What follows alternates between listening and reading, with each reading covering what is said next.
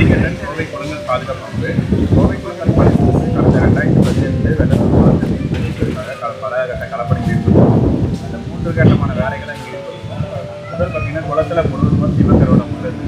2017 ஒரு தனியார் நிறுவனத்தோட உதவியோட இந்த களத்தில் இருக்க சீமக்கருவடம் முதல்ல எடுத்தோம். பின்பு இந்த வாய்க்காலில் அதிகப்படியான ஆக்கிரமிப்புகள் இருந்தது. அது அரசு துறைகளோட கவனத்துக்கு கொண்டு போய் அரசு துறை கவனத்தில் 2017 கவர்மெண்ட் வந்து என்க்ரோச்மெண்ட் எடுத்து கொடுத்தாங்க. மூணாவது, இந்த குளத்துக்கு தண்ணீர் வர நொயிலாட்டிலிருந்து தண்ணீர் வர அணைக்கட்டு முழுவதும் பிளாஸ்டிக் குப்பைகளால் நிறைஞ்சிருக்கு. அதெல்லாம் வாலண்டியர் வச்சு வாரம் ஞாயிற்றுக்கிழமை வந்து இந்த பிளாஸ்டிக் இதன் விளைவாக 2017 தண்ணீர் இல்லாதங்காட்டி 2018 வந்த மழையில் இந்த குளத்தில் தண்ணீர் வந்துச்சு.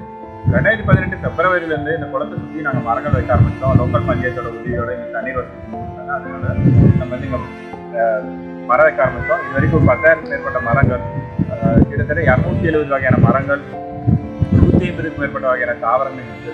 அதனால இங்கே வந்து பட்டாம்பூச்சிகள் நிறையா வந்தது. தண்ணீருங்கிறது நம்மளோட தேவைகளுக்கு, மனிதர்களோட தேவைகளுக்காக மட்டும் பார்த்துருந்தேன். நம்மளுக்கு தண்ணீருங்கிறது எல்லா உயிரினத்துக்கும் பொதுவானது. தண்ணீர் வந்ததுக்கப்புறம் இங்கே நிறைய பட்டாம்பூச்சிகள் வந்துச்சு, நிறைய தேனீக்கள் வந்துச்சு, நிறைய 156 வகையான பறவைகள் இங்கே வந்து ஆவணப்படுத்தப்பட்டிருக்கு. 103 வகையான பட்டாம்பூச்சிகள் வந்து இங்கே ஆவணப்படுத்தப்பட்டிருக்கு. பட்டாம்பூச்சிகள் இல்லைன்னா நமக்கான உணவுகள் நமக்கு கிடைக்காது. பூ வந்து மகரந்த சேர்க்கையால தான் வந்துட்டு ஒரு காயாம வருது. இந்த மகரந்த சேர்க்கைக்கு பட்டாம்பூச்சிகள், தேனீக்கள், வண்டுகள் இந்த மாதிரி பல உயிரினங்கள் உதவியா இருக்கு.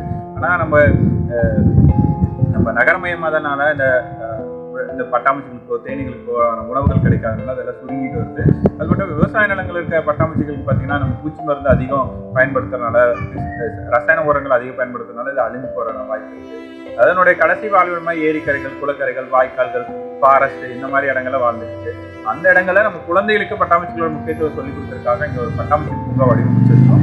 இதை வந்து நீர்வளத்துறையோட அனுமதியோட, லோக்கல் பஞ்சாயத்தோட உதவியோடையும், கோவை குளங்கள் பாதுகாப்பு நிதியுதவியா மிலாக்ரான் இந்தியா பிரைவேட் தனியார் நிறுவனம் நிதியுதவி.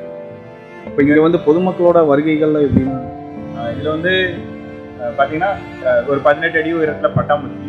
தமிழர்கள் வந்து நீர் மேலாண்மைக்கு சுற்றுச்சூழலுக்கு எவ்வளவு முக்கியத்துவம் கொடுத்தாங்கக்காக இங்க ஒரு 6 கதைகள் வந்து இங்க இது பண்ணிருக்கோம், சுதேசம் பண்ணிருக்கோம்.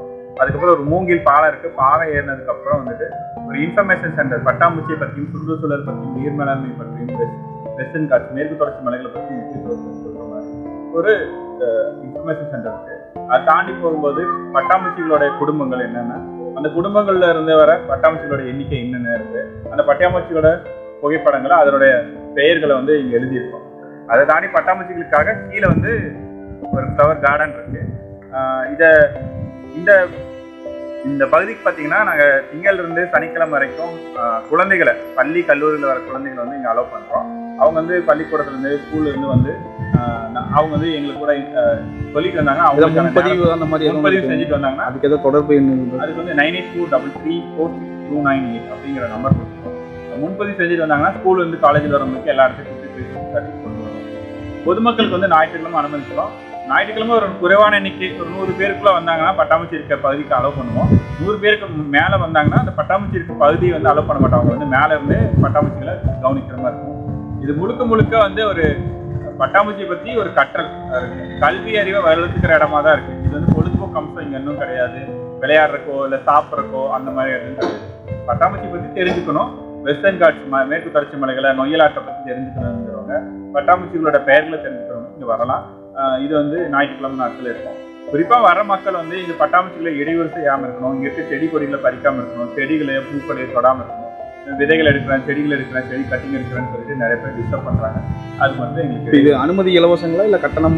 அனுமதி இலவசம் தான், எல்லாருக்கும் அனுமதி இலவசம் தான். ஆனால் ஞாயிற்றுக்கிழமை நாள் காலையில் 10 மணிலேருந்து சாயங்காலம் 4 மணிக்கு வரை வந்தால் பார்க்கலாம் பொதுமக்கள். உங்கள் குழந்தைகள் நீங்கள் வரணும், அனுபவிக்கணும்னு நினைக்கிறீங்கன்னா அவங்க பள்ளிக்கூடத்தின் மூலிமா எங்களை அணுகுனீங்கன்னா அவங்களுக்கு வந்து நாங்கள் ஒரு டைம் கொடுத்து அந்த டைமில் வந்து கூட்டிகிட்டு வந்து அவங்களுக்கு சொல்லிக் கொடுத்து பட்டாம்பூச்சி. நன்றி. மேலும் இது போன்ற செய்திகளை அறிந்து கொள்ள வேலலூர் குரல் செய்தியுடன் இணைந்திருங்கள்.